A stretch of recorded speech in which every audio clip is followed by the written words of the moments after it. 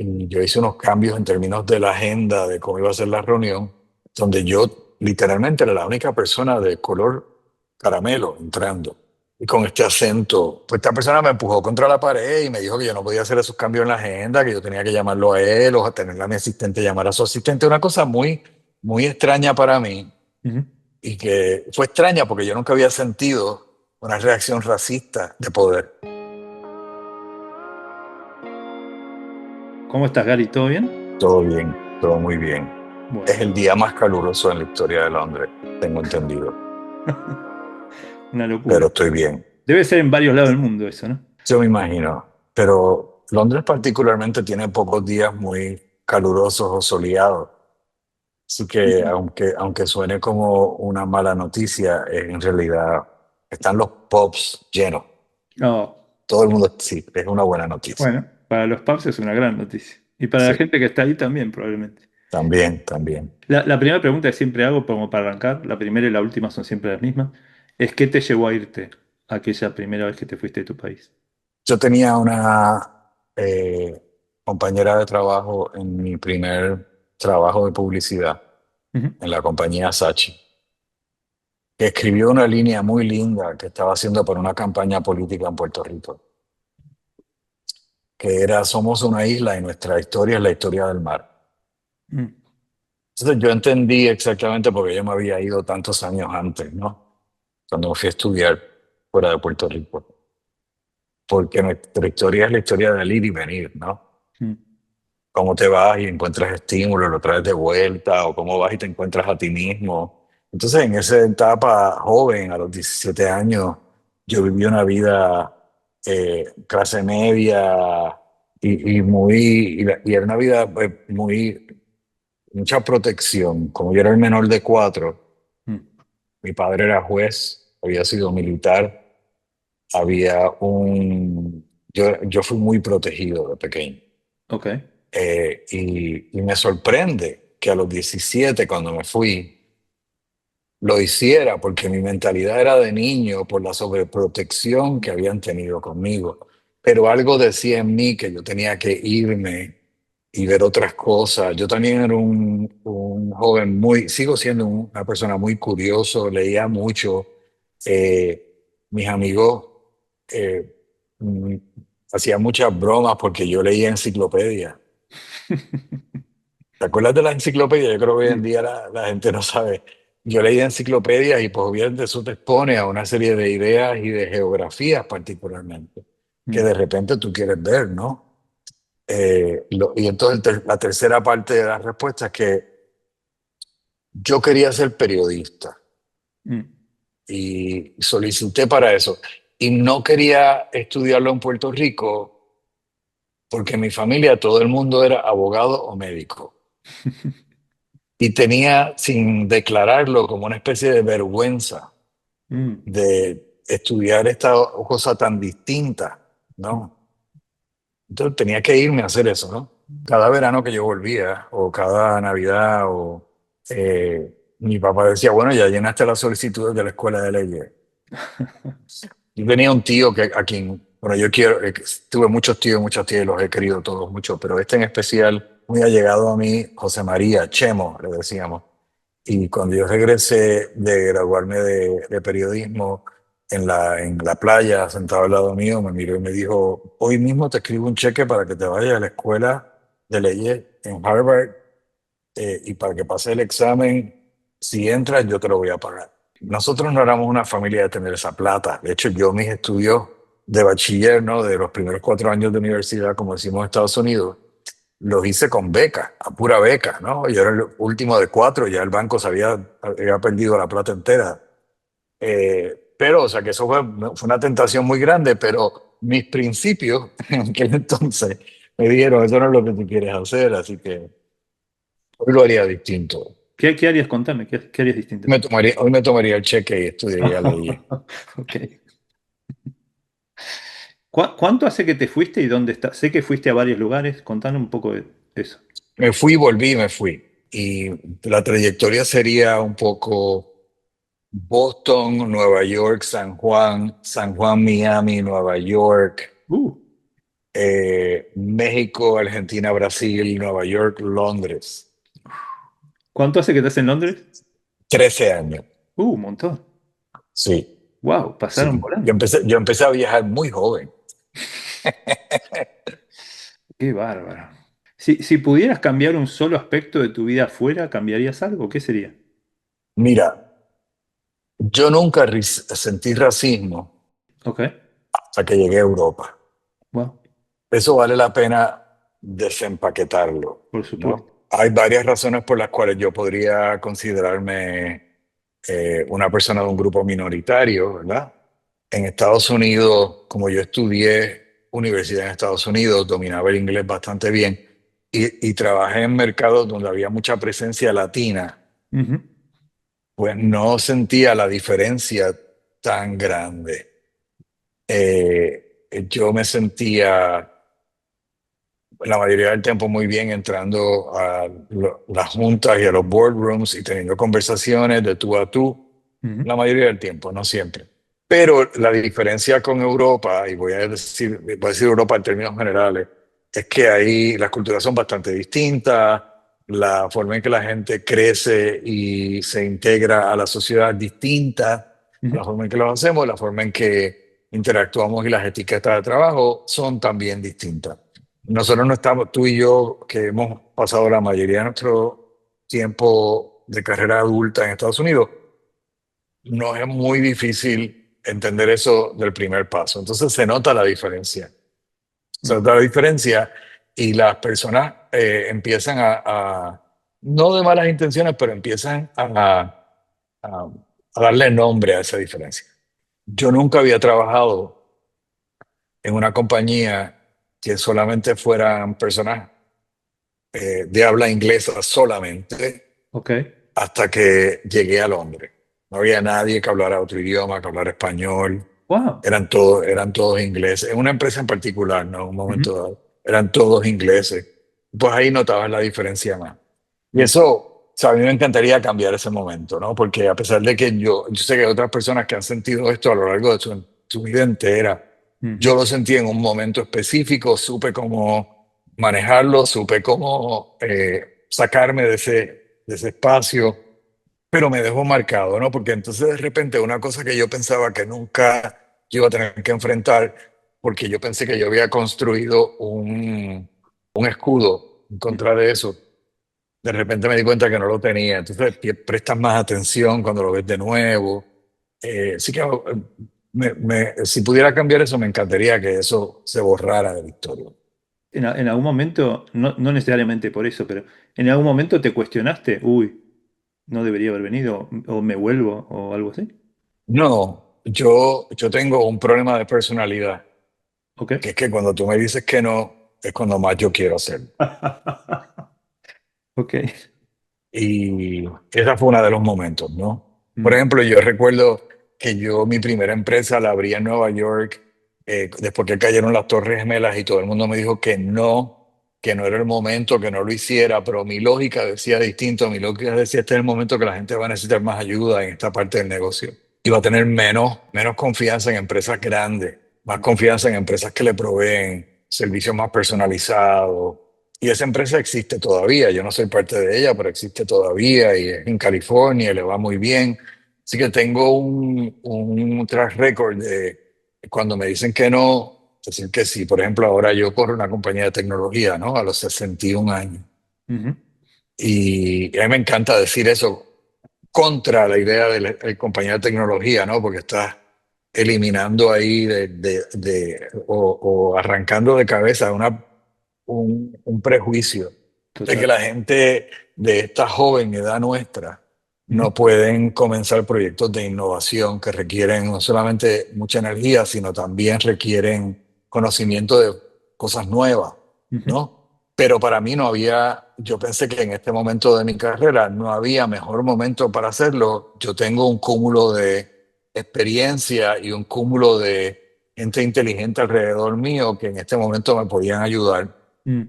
Tengo mucha fe en la nueva generación y me toca trabajar con esas personas ahora.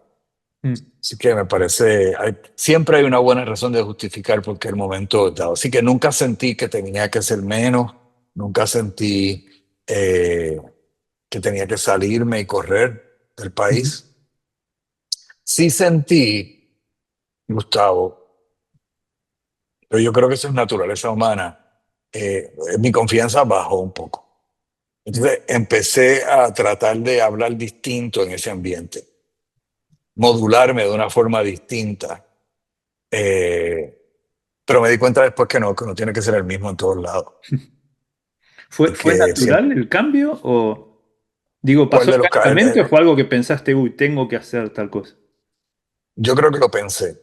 Mm. Déjame tratarlo de esta otra manera. Te cuento el episodio rápidamente. Uno de los ejecutivos que trabajaba conmigo, en un momento dado yo estaba a cargo de un proyecto y yo hice unos cambios en términos de la agenda, de cómo iba a ser la reunión, donde yo literalmente era la única persona de color caramelo entrando, ¿no? Y con este acento boricua que yo tengo cuando hablo en inglés, que todavía lo tengo. No tan malo como el de Bad Bunny, pero es un acento, ¿no? Esto, igual de charming, yo diría. Pues esta persona me empujó contra la pared y me dijo que yo no podía hacer esos cambios en la agenda, que yo tenía que llamarlo a él o a tener a mi asistente llamar a su asistente. Una cosa muy, muy extraña para mí Ujú, y que fue extraña porque yo nunca había sentido una reacción racista de poder. mm. Entonces, finalmente, mientras la procesaba, traté de cambiar, modular mi conversación para asegurarme que se podía continuar haciendo el trabajo. Semanas o meses más tarde, cuando me di cuenta que era un momento racista, pues no, o sea, ya no, me di cuenta, no, no, no. Ahora te tienes que acostumbrar a mí. Ay, Dios mío. Qué fabuloso. Me parece increíble además que te haya pasado en Europa, que en Estados Unidos nunca te haya pasado. Nunca, nunca. Vale. Tú sabes que Estados Unidos, la infancia es un momento de programación, ¿no? Cuando nos programan. Y mi mamá, que siempre ha sido una persona muy de justicia social y eh, muy avanzada en términos filosóficos a la era donde ella creció, me decía, me citaba a Gandhi cuando iba a Mm, la universidad, pues estaba preocupada por eso. Yo no entendía por qué me lo decía, pero me decía, Gary, todo lo que quiero que recuerdes cuando tú no entiendes a alguien o la persona no te está entendiendo es que si tú doblas la espalda, se van a trepar encima de ti. mm, Mantente siempre firme hasta que tengas la respuesta, ¿no? Entonces ese fue mi mantra desde que llegué a la universidad en el 1982 hasta que me fui de Nueva York en el 2012. mm, Me protegió. Cuando yo era pequeño, mi papá, cuando era juez, había recibido unas amenazas ujú, de muerte en un momento específico. Y esa era la época donde yo y mi hermana, que somos los más cercanos de edad, íbamos a todas las fiestas de discoteca, de la escuela, de los amigos. Qué sé yo. Entonces, mi papá tenía un alguacil que lo protegía, mm. pero también era el alguacil que nos llevaba a la fiesta a las 5 de la tarde y nos recogía a las 7 de la noche. Pregúntame cuándo llegaban las próximas personas a la fiesta. No A sé, las no sé. 9 de la Ah, noche. no, bueno.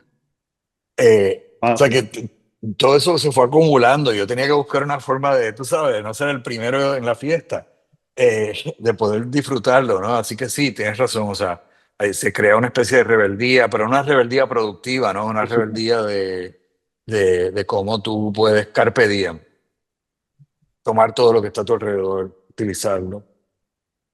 Eso es muy curioso. Y mi padre es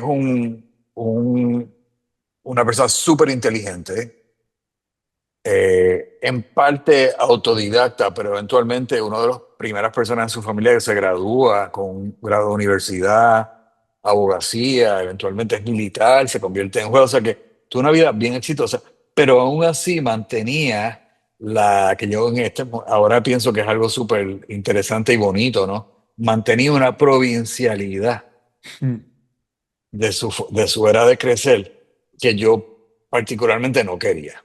mm, Entonces, si él decía, esa película no se puede ir a ver. Yo decía, pues es la que hay que ir a ver, ¿no? Porque esa es la que él le tiene miedo, así que debe ser buena, ¿no? Qué bárbaro. Hace poco haciendo un video de trabajo, hablaba con alguien que solía correr maratones y después por temas de enfermedad no pudo correr nunca más. Y me hizo pensar, y pensaba en qué es triunfar, ¿no? Y entonces en mi cabeza yo decía, de repente para mucha gente triunfar en una maratón es salir primero o tener una medalla al final. Para otra Ujú, gente, con el solo hecho de llegar a la llegada, eso es un triunfo en sí mismo. Para ujú. otros que les cuesta más, de repente levantarse temprano y estar a las 5 de la mañana o 6 en la hora de en la largada, así no corran, ya es un triunfo también. Y pensando en la inmigración, ¿qué es triunfar como inmigrante para vos? Bueno, salir es un triunfo, Ok. para empezar. Para empezar, el salir toma un reconocimiento de unas condiciones Ujú, particulares, toma una transformación emocional porque vas a romper lazos con algo que está tan atado a todo lo que tú haces, ¿no? De la ujú, forma en que te levantas por la mañana, la forma en que sientes, compartes sentimientos y la forma en que ves el mundo. mm. Así que sí, yo creo que es un triunfo ya. Llegar, y te tengo que hacer un caveat cuando Dale. termine la respuesta, ¿no? Pero primero voy a responder. Así que yo creo que llegar y sentirte que llegaste de una forma saludable, Mm, que no todo el mundo tiene esa oportunidad, es definitivo. otro triunfo. Entonces después cuando tú, depende a dónde vas, en el caso mío yo fui a Estados Unidos, Ujú, empiezan otros tipos de presiones donde tienes que tener título, tienes que tener una cantidad de dinero. Entonces yo diría que eso fue una definición de triunfo impuesta a mí o en mí, mm, con la que viví mucho tiempo. Y de hecho fue la que me trajo, y lo agradezco, ¿no? Porque fue la que me trajo a Europa a hacer el trabajo que hice. Pero en un momento dado me di cuenta, es que tú no estás haciendo esto para tu mejoramiento personal, tú estás haciendo esto para el mejoramiento de muchas otras personas mm, que están haciendo plata de lo que tú estás haciendo y de la presión que tú te pones de ser más y tener más títulos. ujú, ¿Cuánto? Yo creo que a veces es importante preguntarnos cuánto es suficiente. Y ese fue un momento en el que yo decidí que para mí el triunfo es la habilidad de poder estar haciendo lo que verdaderamente te llena, ujú. ¿verdad? Y yo escuchaba gente que decía eso, el triunfo es hacer lo que te hace feliz. Son todos estos clichés que dicen, ¿no? Decía, sí, pero yo no sé ni definir eso. Yo no sé ni lo que eso quiere decir. A mí en una época lo que me hacía hacerme feliz era emborracharme y ir a discoteca. Mm, ¿Entiendes? O sea, y eso no es saludable. ujú, Eso tampoco es sostenible, ¿no? Pero llega un momento en tu vida que yo creo que tiene que ver con la experiencia, tiene que ver con las hormonas ujú, y es bastante físico, que bajas las revoluciones y te das cuenta que es suficiente con que tú estés haciendo un trabajo que te hace sonreír al final del día, que puedes compartir y que la gente entiende, ¿verdad? Que puedes tocar vidas con él. Si provee el dinero adicional, pues qué bueno. ujú, Y yo entiendo cuando uno es joven y uno está creando la vida que eso es importante, en un momento dado deja de ser tan importante, mm. ¿no? A mí probablemente me queden 25, máximo 30 años de vida. Y esto no lo digo de forma triste, o sea, al contrario, yo me los voy a gozar todo. Pero me los voy a gozar todo porque yo ahora defino el éxito de un emigrante, Ujú, ¿verdad? Yo saliendo, no por el éxito material y la presión que eso trae, ujú, sino por la satisfacción de sentirme que soy una persona evolucionada porque me he expuesto a tantas cosas distintas en el mundo mm. y que puedo pasarle eso a otra gente. Y again, creo que va a haber un joven de 30 años que va a escuchar esto y va a decir, aquí está este tipo diciendo un montón de clichés. Pues déjame mirarte a la cámara, joven de 30 años, porque en 10 años te vas a dar cuenta que no es un cliché, que es la regla. ¿Era ese el caveat o no? ¿O tenías otro? No, el caveat es que yo creo que es debatible de forma buena Ujú, llamar a un puertorriqueño que va a Estados Unidos inmigrante. ok. Entonces, ese es el caveat que quiero hacer, que es que yo me fui a Estados Unidos. O sea, tantas personas le causan tanto trabajo llegar a Estados Unidos. arriesgan sus vidas. Entonces, para mí fue tan sencillo como montarme en un vuelo diario de American Airlines. Ujú. Ni siquiera tenía que tener pasaporte, ¿no? Entonces, eso es un privilegio. Entonces, Definitivo. un poco inmigración está relacionada con dificultades y con retos. Pues yo no tuve ese reto, Ujú. tú sabes. Sí fueron retos más emocionales y de adaptación, pero yo no tuve ese reto. Entonces, yo quiero que mis respuestas se vean ese marco, ¿no? Me parece bárbaro, sí. ¿Te pareció más difícil irte a Nueva York o irte a Londres, por ejemplo? Me fue muy fácil irme a Boston a estudiar, Ok, porque estaba loco por irme. ok. Me fue muy fácil irme a Nueva York porque fue una reinvención profesional. Ujú. Me fue muy fácil llegar a Londres porque era como la culminación de mi carrera corporativa. En los tres escenarios siempre tuve gente que me apoyó, que me inspiró y que me guió Mm. en el proceso. Así que no fue difícil. A mí siempre me ha sido difícil 2 años después de llegar, porque yo creo que esa personalidad de me tengo que quitar el sobreproteccionismo, el niño que era sobreprotegido, crea una coraza automática cuando tienes que hacer cambios en la vida que te permiten moverte a través del cambio. Pues Ujú. entonces cuando bajo la guardia y las circunstancias cambian y nada es nuevo alrededor, han pasado 2 años y empiezo a pensar en mi familia Ujú. y empiezo a pensar en mis amistades, ahí sí me entra un poco de tristeza y ya es un patrón que yo conozco, ya cuando me pasó en Londres yo lo sabía. Por ejemplo, mi familia está en Puerto Rico, otra parte de la familia está en Luisiana, Mm. mi mejor amigo está en California. O sea, hay mucha distancia entre yo y la gente que podría hacerme sentir bien todos los días. Mm. Y eso eventualmente pues lo siente y lo extraña. Ujú. Me hablaste, fuiste a un montón de lugares, o sea que me imagino que consejos podés tener unos cuantos, pero pensando en alguien que pueda estar viendo este video, que esté pensando en irse a otro país y encarar el proceso de inmigrar a otro lado, ¿se te ocurre algún consejo que le darías a alguien en esa Oh, sí, etapa? varios. Número uno, que nadie te diga que no puede. Ese es básico y obviamente lo hemos estado hablando durante todo el tiempo. Mm. Yo creo que si hay una intención clara, hay una manera de hacerlo. Y tengo pues 60 años de evidencia de eso y yo admiro mucho a la gente que emigra de formas mucho más difíciles de la cual yo lo hice, ¿no? Porque me parece que en ellos vive ese consejo que tú dices, no es una regla para ellos, Mm. ¿no? Voy a dar el mismo consejo de mi mamá que me dio a mí. Si doblas la espalda, se trepan en ella. No te creas que porque tienes un color distinto o una forma de hablar diferente, eres menos. Pero sí créete que puedes ser más. El último, te diría, es aprender a comer la comida del lugar donde vas. Contame un poco más de eso. Por varias razones, ¿no? Primero que hay suficiente gente de tu país que no va a seguir comiendo lo mismo y tú puedes ir a la casa de ellos a comerlo. Segundo, que aprender a hacer recetas de otro país es bien complicado y me parece que mantiene el cerebro bien activo y es bueno. Yo estoy casado con una persona que es un chef espectacular Mm. y pues me encanta experimentar con distintas comidas. Creo que es la forma de conocer el país. Más importante, es una forma, la música y la comida, eso tú y yo lo sabemos de cuando trabajamos en mercados multiculturales.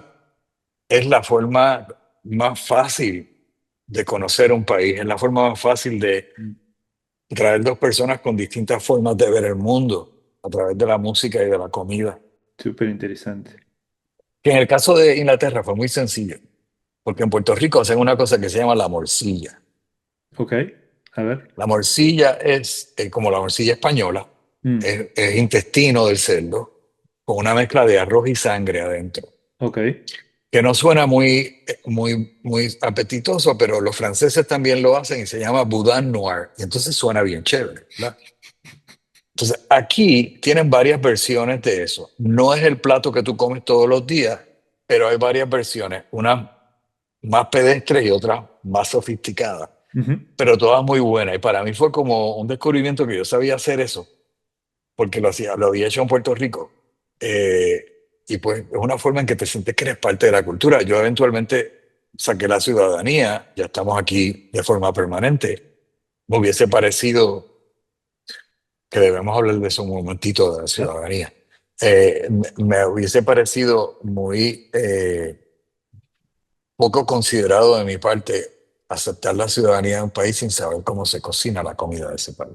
me hace repensar algunas cosas eso. Este, Me imagino, te estoy dando vergüenza.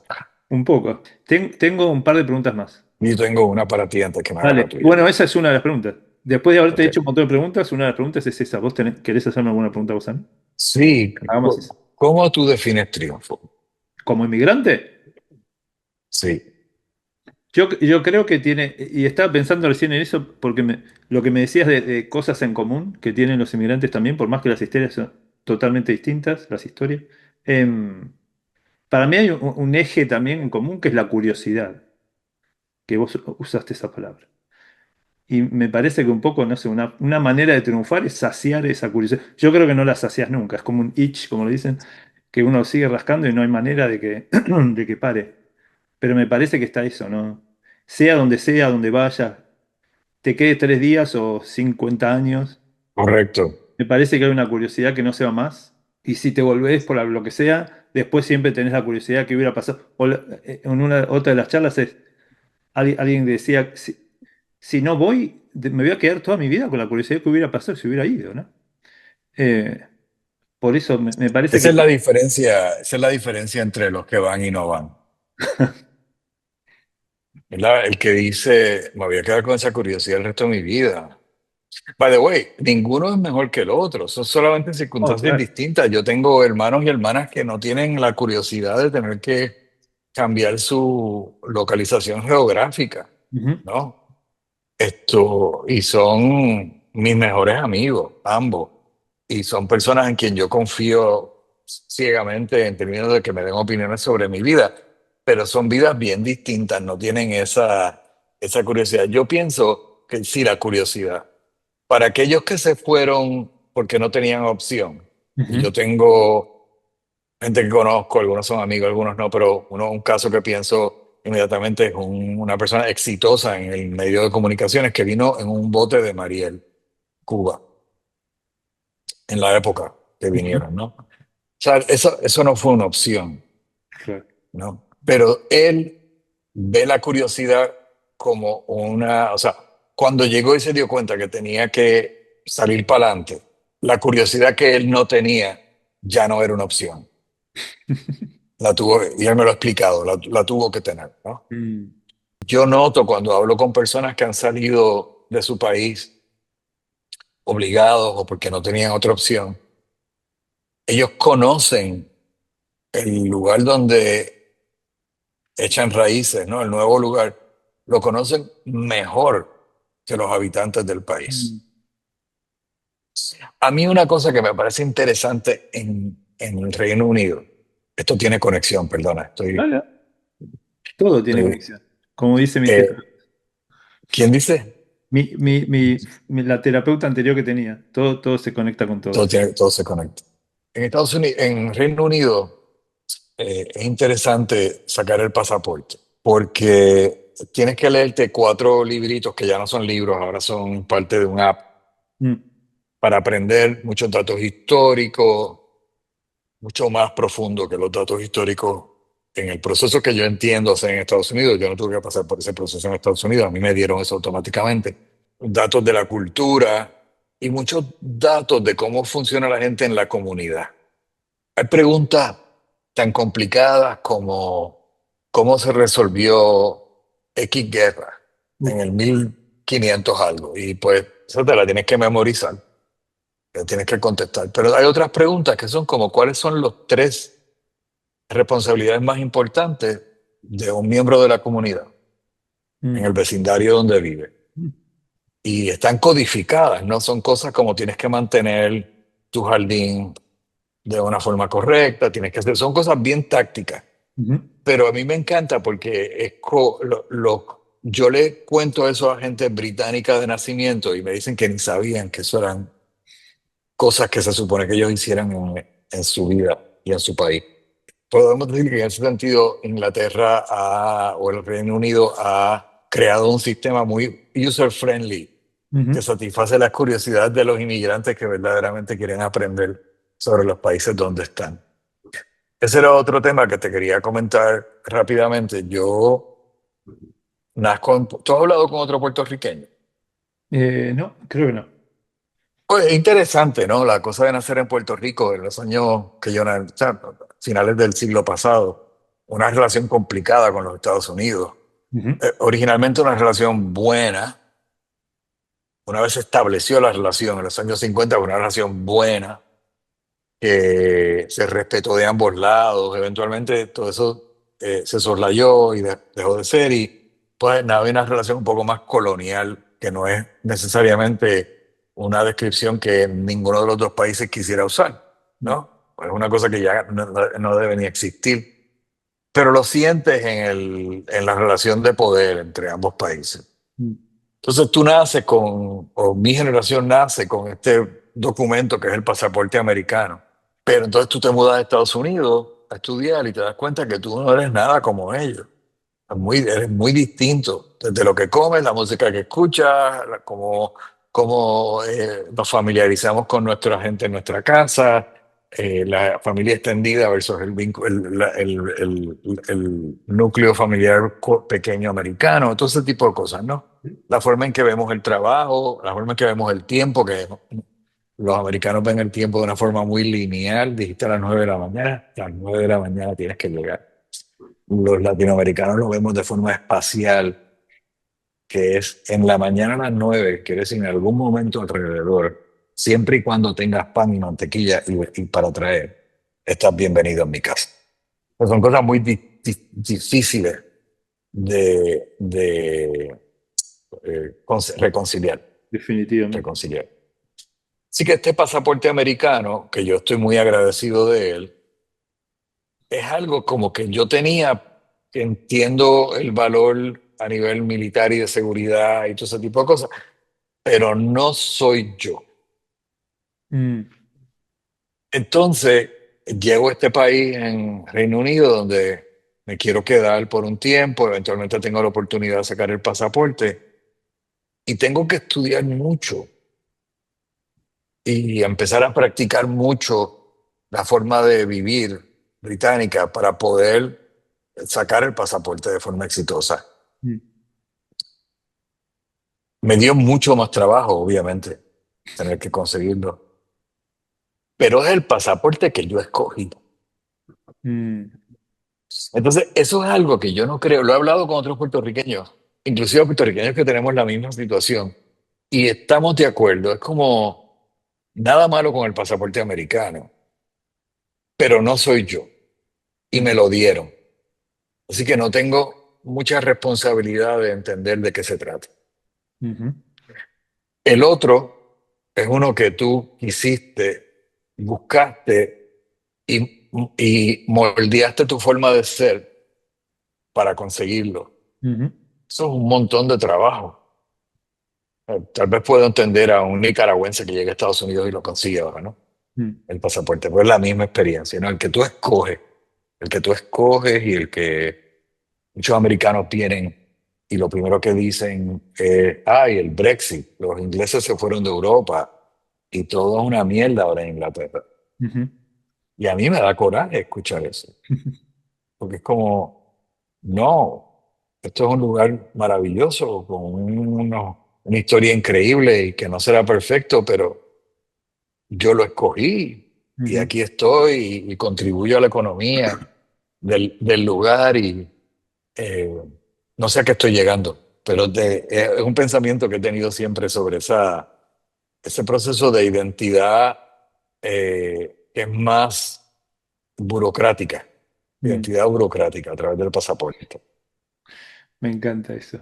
Sí, es así. Bueno, Es así. ¿Tú he sentiste pasado. lo mismo? ¿Tú sentiste lo mismo? Y lo de, obviamente lo de tenerlo. obtenerlo porque sí, ¿no? Pero el trabajo de de tener obtener el preguntas, americano. sí. Me parece que el test debería incluir más cosas de hoy versus qué pasó en 1420. Sí, sí. Creo que hay mucho de historia que sirve y es un contexto. El otro tema es que, qué sé yo, de nuevo creo que tiene que ver con la curiosidad de uno, ¿no? Si uno lee, bueno, la respuesta a la pregunta 34 es que esa, no sé, esa guerra o eso que pasó o esa persona nació en 1900. Fine, pero ¿y con eso ¿Qué qué? quiere decir? ¿Y qué? Claro, Exacto. ¿Qué? le falta contexto, le falta, no sé, para entender un poco más realmente, creo que tendría que ser, no sé, un video en vez, tal vez, en vez de hacerte 20 preguntas. La verdad que si hay curiosidad y querés en serio sentirte más de ese lugar, creo que no pasa por ni 100 ni 200 ni 1000 preguntas. Creo que debe haber otras maneras. Y lo que decís Tú sabes que yo... perdón, Dime, de cuidar el Danilo. jardín, o sea, me gusta mucho más eso, decir, ayúdame, si me voy a convertir en ciudadano de este lugar, ayúdame a entender cómo ser un mejor ciudadano. ¿Qué es lo que hace un Claro, ciudadano acá? ¿Qué pasa en el día a día? ¿Qué tengo que hacer que debería, que todos los demás hacen? yo creo que es importante retomar esos temas, que la gente entienda cómo ser parte de una comunidad, cómo ser un mejor ser humano. Pero también estos exámenes como el de inglés tienen trucos, porque hay muchas cosas que todavía te tienes que memorizar. Porque esto te lo digo en forma de chiste, pero es verdad. Ujú. Había muchas preguntas en los libros que yo estudié de medallas de deporte. Y tú conociéndome bien, sabes que eso es un tema que yo no conozco muy bien, Ujú. ¿no? Pero me di cuenta que en todas las preguntas el único factor era que el inglés, la persona inglesa mencionada en la pregunta siempre recibía una medalla. Entonces yo utilicé eso para cualquier pregunta de deporte, default a el éxito es de la persona inglesa. Entonces ahí también me di cuenta, esa es una forma en que escriben la historia, ¿no? Para que, esta cosa colonialista, ¿no? De los ingleses y los franceses y los españoles y los portugueses. Eso es otra forma de manifestarlo. Siempre ganamos, siempre recibimos medallas, siempre resolvemos los problemas. Son los que me parece curioso. O sea, nada bueno ni malo ahí, pero me parece súper interesante. Sí, me parece gracioso además después de haberte preguntado qué era triunfar y hablar de la maratón y las medallas. Em, Algo que hago a veces cuando entrevisto gente por el trabajo, que es, hasta acá llego con alguna de las, igual tengo un par más, pero hasta que llegan las preguntas que se me ocurrieron a mí. ¿Hay algo más que te, perdón, hay algo más que te venga a la cabeza el tema de inmigración o algo que te gustaría compartir que no te haya preguntado necesariamente? Sí, yo creo que el proceso de inmigración, particularmente cuando es un proceso de múltiples inmigraciones, Ujú. puede ser, puede quitar mucha energía, Mm. puede traer muchas dudas. O sea, porque no todo es tan lindo como yo te lo dije, hay una vida de verdad en el medio, ¿no? Pero yo tiendo a recordar, siempre yo he tratado de pegarme a los momentos bien bonitos de mi proceso y utilizarlos como el combustible. Ujú. Entonces yo los tuve desde el principio. O sea, cuando yo, a mí se me olvidó que en el mapa escribir que también vivía en Florencia, Italia. Oh, ok. Y eso fue al final de mis años de estudio. Y allí sí sufrí mucho y necesitaba mucho a mi familia porque era la primera vez que estaba en un lugar donde no hablaban ni nada del idioma, completamente distinto. En una época cuando no había internet, que para hacer una llamada por teléfono tenías que hacer una fila, comprar unos medallones, ponerlos en el teléfono, o sea, una cosa complicadísima, ¿no?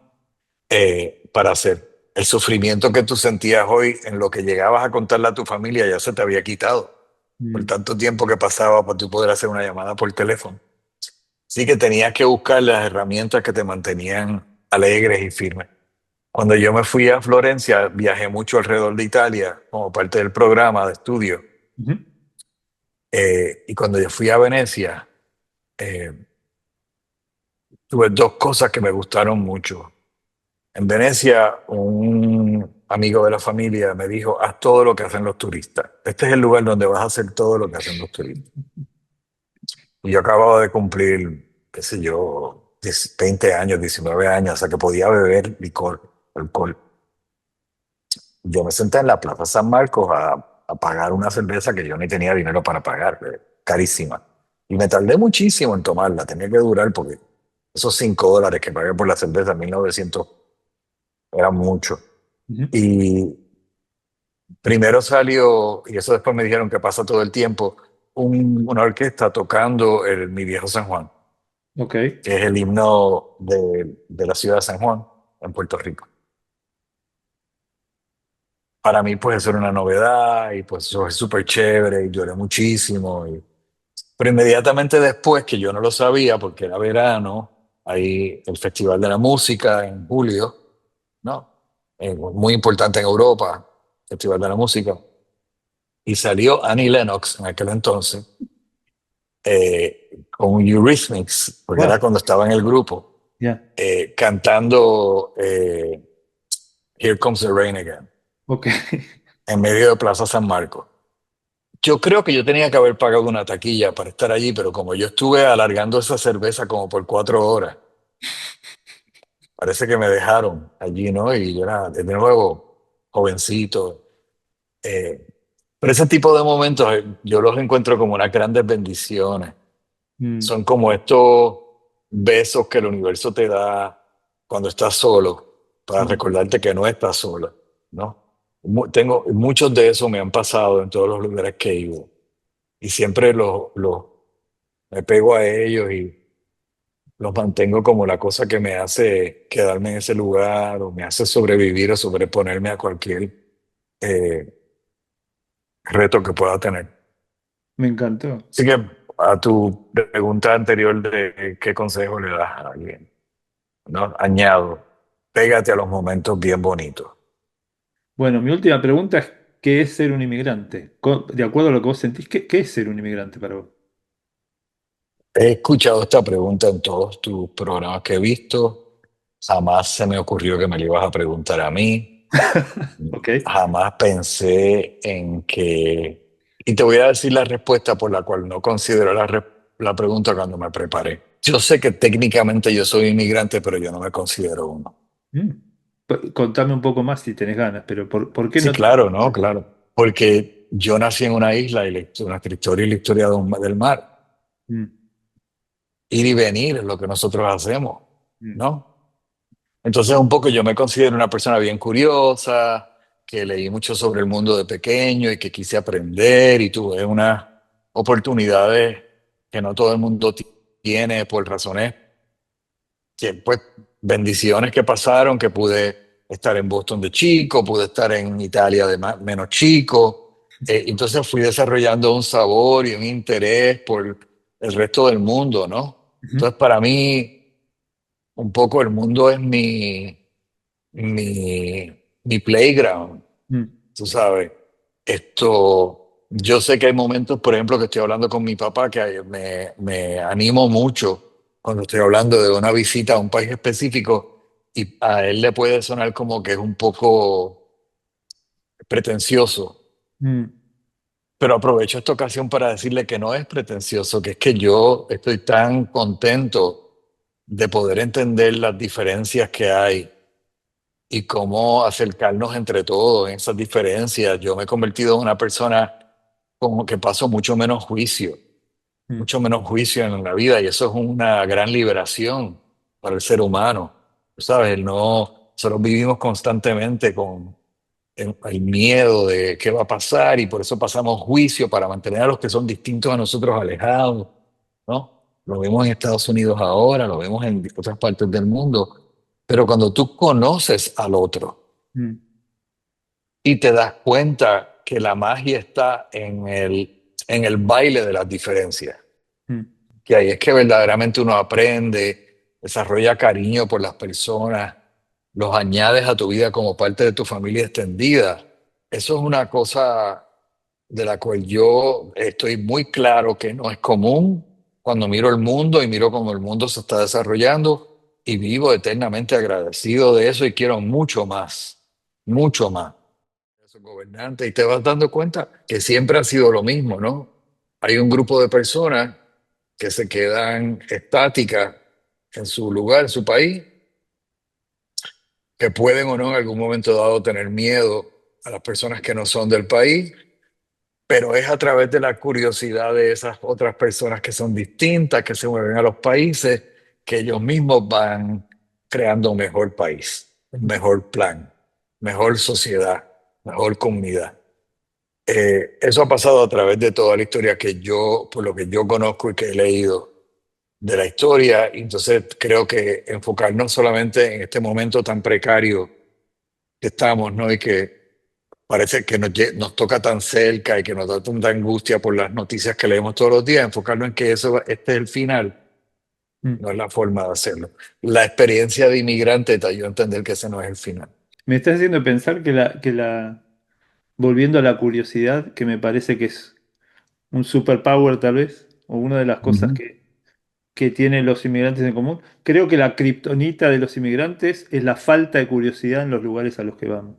El estar en una reunión o estar años en una empresa y que nadie te pregunte, che, ¿de dónde sos? ¿Cómo es vivir ahí? ¿Qué comés? No sé, Ujú. nada, es como que no, una falta de interés parece a veces, ¿no? Y interesante porque como gente bien educada le falta esa curiosidad. Sí. Disculpa que como que te he abierto 40 folders No, no, está perfecto. y he filosofado muchísimo, Me encantó. pero me he entretenido muchísimo pensando en estas cosas en voz alta contigo. Bueno, Gary, muchas gracias por la charla y por sumarte. ¿Y a vos qué te pareció? ¿Te entretuviste también? Déjamelo saber en tus comentarios. ¿Hubo alguna parte en particular que te gustó o que no te gustó? Todos los comentarios suman. ¿Qué más? Suscríbete al canal, déjame un like si te gustó el video o elegí el próximo, ¿qué te parece? Si no, nos vemos en este. Gracias.